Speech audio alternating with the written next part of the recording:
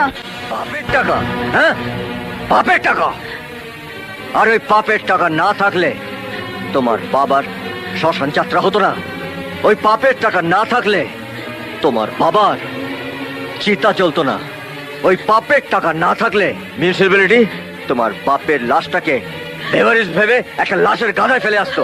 আসতো তো আসতো, ভারী জাহির করছে নিজেকে।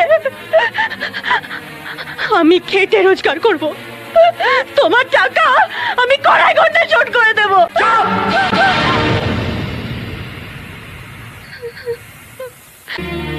নিউজ নিউজ ওকে বলে দে, গোপাল খুড়ো শ্রাদ্ধ হয়ে যাওয়ার পর ওই 13 জন ব্রাহ্মণকে খাওয়ানোর পর ও জাহান্নামে চলে যেতে পারে।